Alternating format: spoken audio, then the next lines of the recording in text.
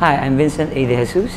I'm the composer, the lyricist, and the musical director of Himala, Isang Musikal. That's 2003. Herbie Go, then the artistic director of Tanghalang Filipino, talked to me and with Ricky Lee and the late Soxy Topacio of mounting a play, an adaptation of Himala. Originally, Ricky planned to write a sequel of Himala na Elsa did not die. May ganung premise. And then, nag-usap kami, and again, we decided, huwag muna tayo mag-sequel, gawin muna natin yung una. Pag naging successful, gawin natin yung sequel, di ba? Sounded like a good plan, and it was. So we started small, and every 3-4 years, namamount siya ulit. So palaki ng palaki, so from Batute, and then we did the little theater, and then the last one was at the Peta Theater, the anniversary concert. And then we dared them, sabi namin, guys, Act 2, can you drop books na? Of course, they're opera singers, ang dali nila i-memorize yan. So, pumarte na rin sila. And then from there, usap kami ni Ed. So, magawin natin ng Himala. So, ikaw mag-direct. So, eventually, natuloy naman. Then, I was with Jen Balsamo, my associate musical director, and Perky Parong.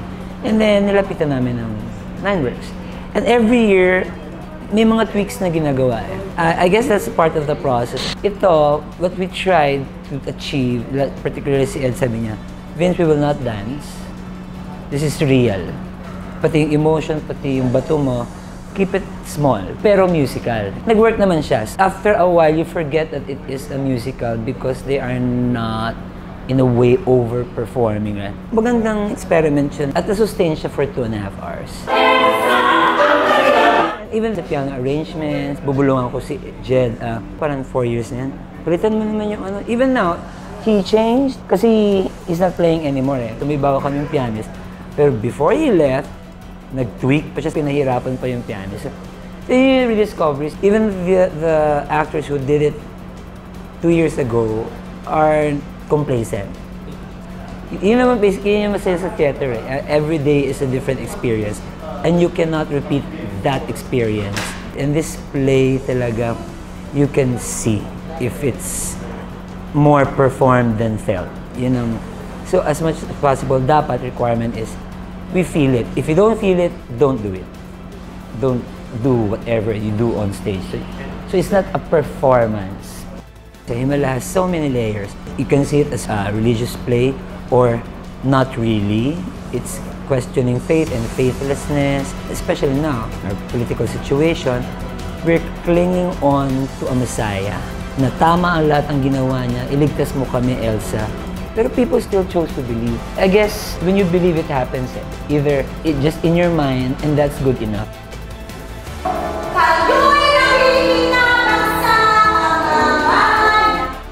Hi, I'm Ed Lacson Jr. I am the director and set designer for Himala, Isang Musikal.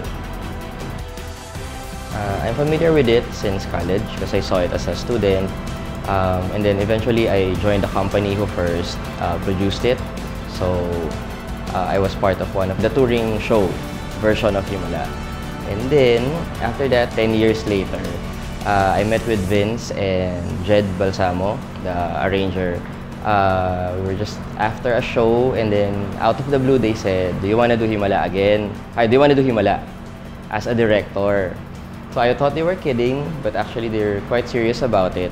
I was just starting with my directing at the time, so of course I'm gonna say yes because I know the material. It's one of those materials that I've seen na hindi ko talaga, I cannot forget the feeling of watching that show at the CCP, you know.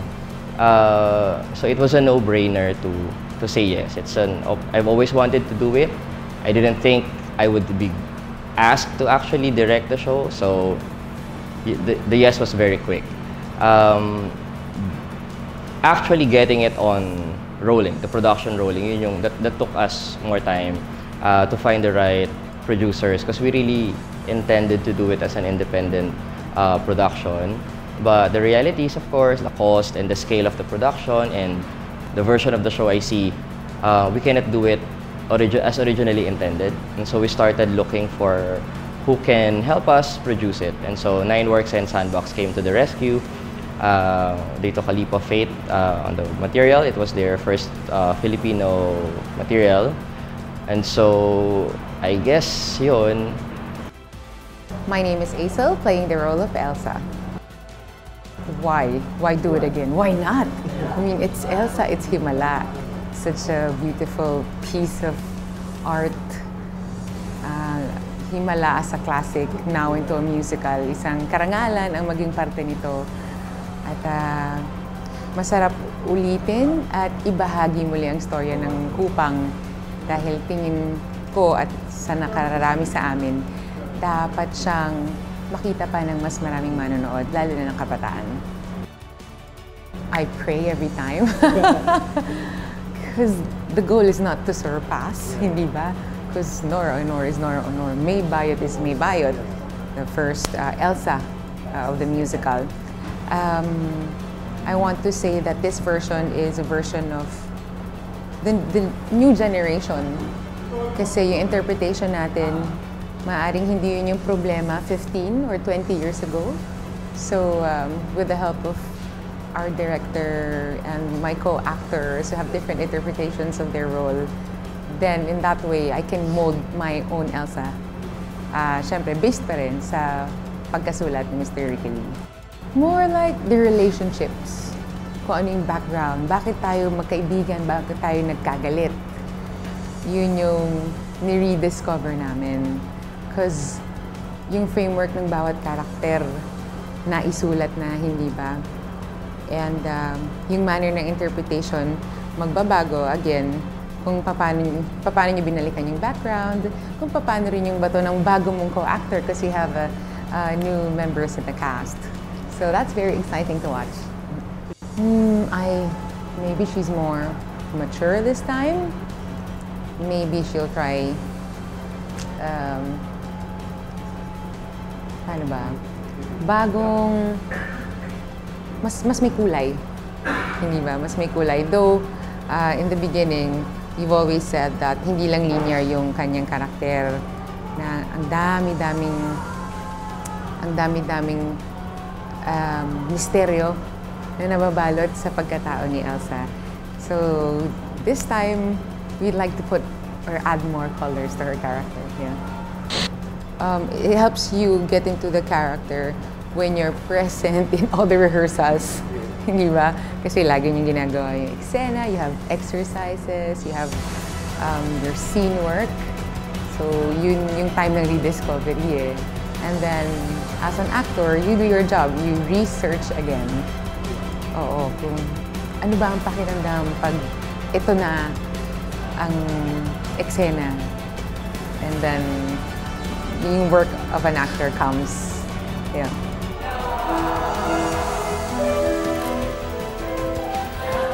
Ang musical na ito hindi nag-preach, wala siyang sinasabing ito dapat ang paniwalaan mo.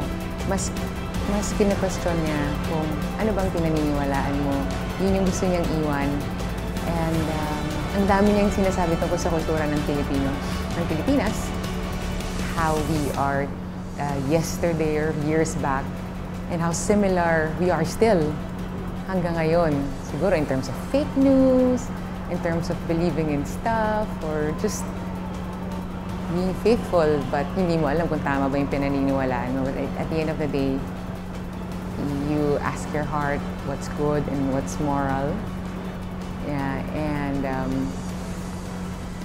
also, dahil ito'y original na material, yun yung gusto nating iwan din sa ating mga audience na napakahusay ng talentong Pilipino mula sa pagsusulat ng libreto, pagsulat ng kanta, at pag-perform on stage.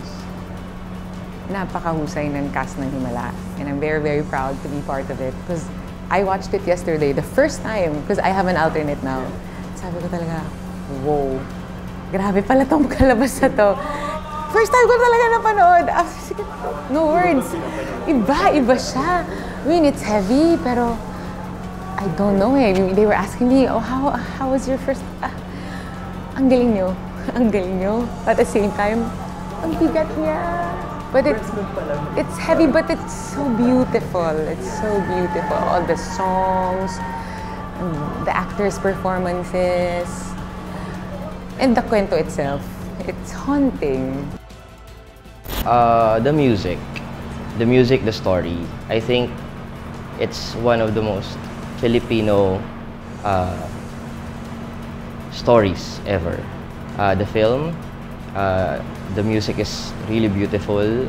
It deserves to be heard by another generation because that was 10 years gap since the last production. So I always tell the stories to students, to young practitioners that I wish you could have seen that show, Himala. And so to be given that, I think it's one of the reasons I wanted to really push for it because there's another generation who hasn't seen the material, heard the material.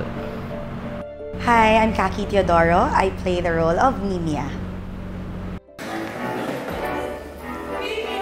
Alam mo, isa siya sa mga paborito kong character na na-portray ko sa career ko. I remember I would say nung first run na I don't mind doing this role for the entire year. And if my rerun, I would really love to do this role. She's a strong woman. She is Elsa's childhood friend. She became a prostitute and she's trying to build her career ulit. Nagsisimula siya ulit, bumalik siya ng kupang. So parang she reminds me a lot of myself, but also the stronger parts of me. Kasi malakas siyang babae. Hindi siya nagpapaapi. Hindi rin siya nag-give up. She keeps on choosing to stand up and to fight and to live another day. She just inspires me so much actually kasi ang lakas niyang babae. May mga pinipili akong parte ng sarili ko na ibibigay ko sa kanya but she cannot be fully me. Pero kasi merong ease of getting into the role.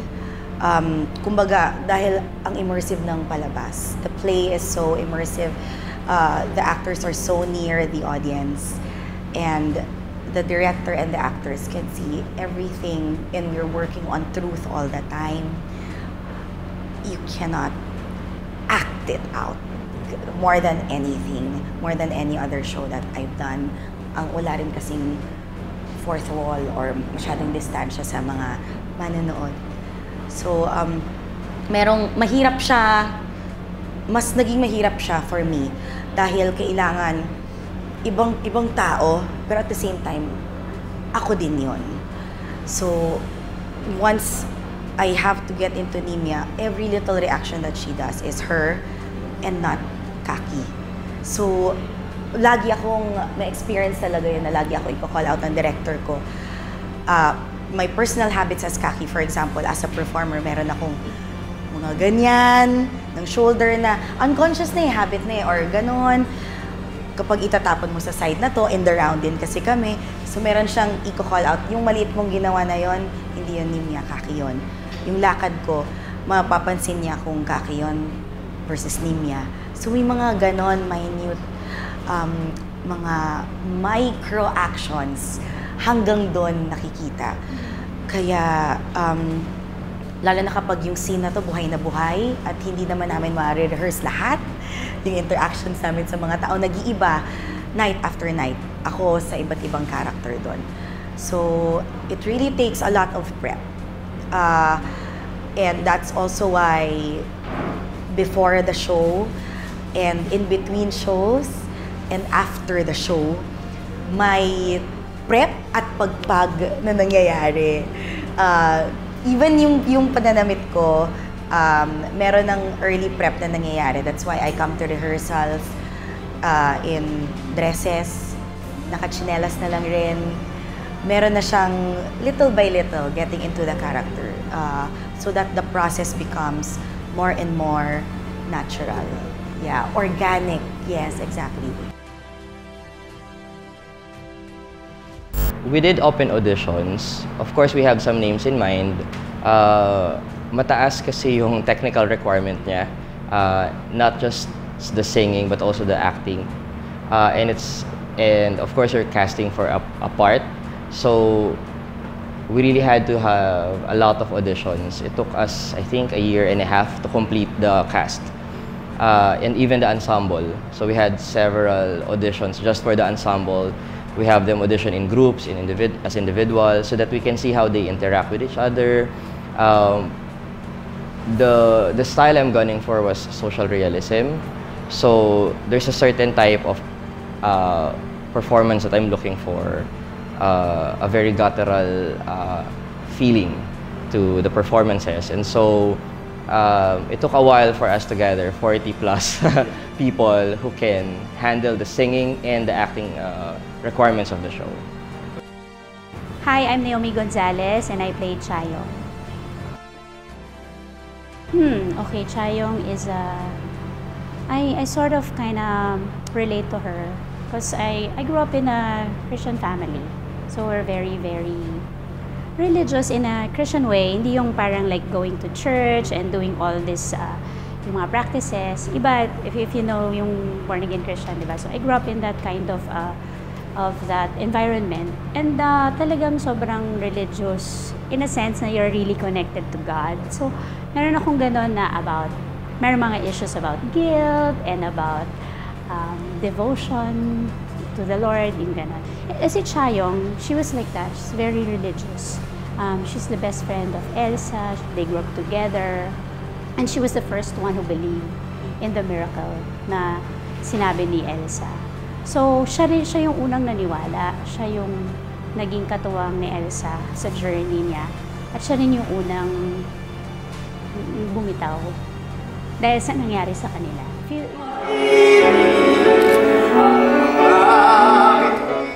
So, I think yung character ni Chayong, it's very interesting, also very challenging kasi you have to find the balance. Yung balance from mabait to sort of meron din siyang strength. I have to find that inner strength within her na hindi lang siya sunod-sunod. Meron din siyang sariling desisyon. Meron din siyang desisyon para maniwala kay Elsa or meron siyang relationship, meron siyang boyfriend na si Pilo. And all these things, yung mga struggle and challenges niya throughout the journey. So, she changed. Pero yun, siya yung nag-stay devoted kay Elsa. Siyempre, we all love the musical. Last year pa talagang we were really praying that it will have a rerun. Kasi parang, it was very short. Our run was very short and there are a lot of people who want to watch pa. So, we're really, really praying that this will happen. So, when they said that, okay, we're gonna have a rerun, everybody was like, yes! So, no questions na, no, I'm not gonna do that, or ano. Siyempre, gustong-gusto namin, mahal na mahal namin tong play na to. Hi, my name is Floyd Tena and I'm playing the role of Pari. More than the role, I decided to join the cast again for the rediscovery or the restaging because We've got a really awesome ensemble, and I believe in the music and the libretto and the story by Ricky Lee and Vince DeJesus. So that was my main drive why I joined Himala again this year.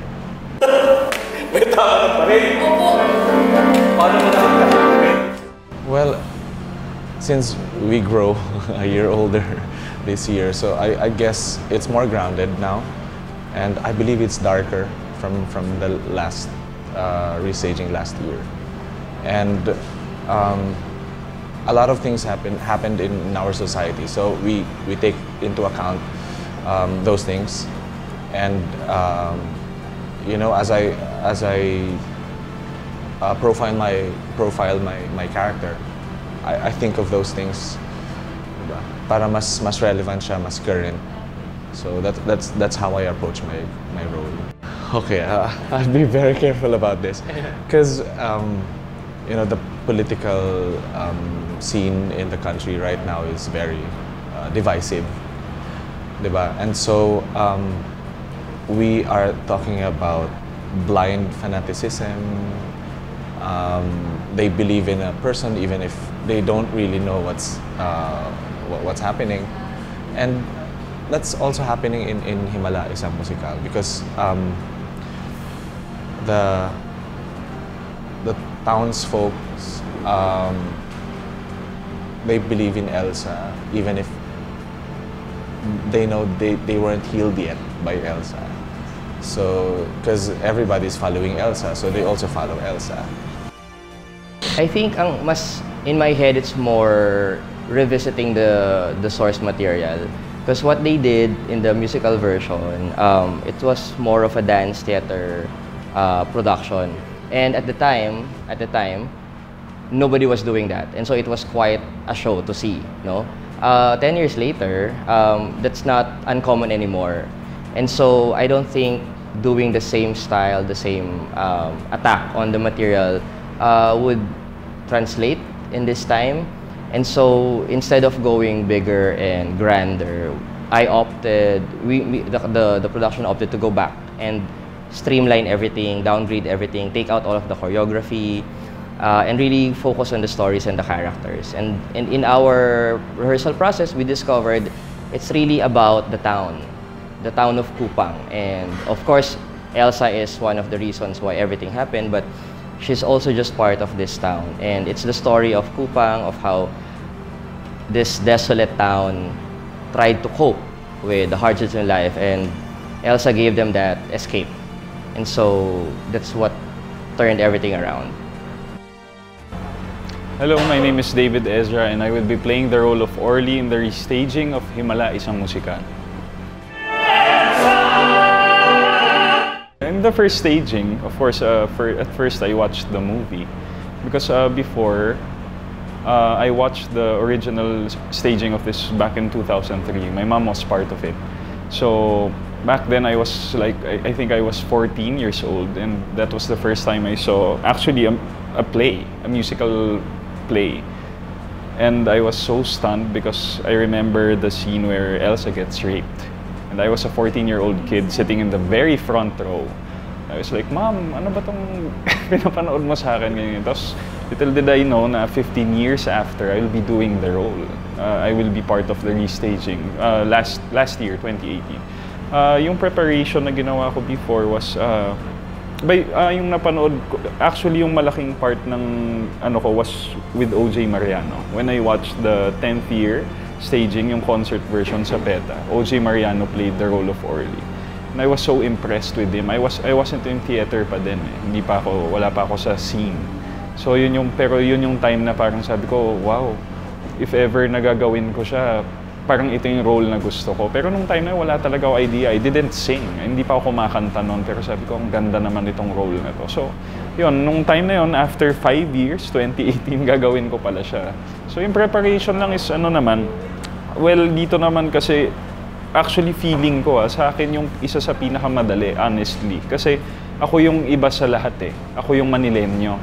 So, ako yung outsider. So, yung Kupang na environment is not applicable to me.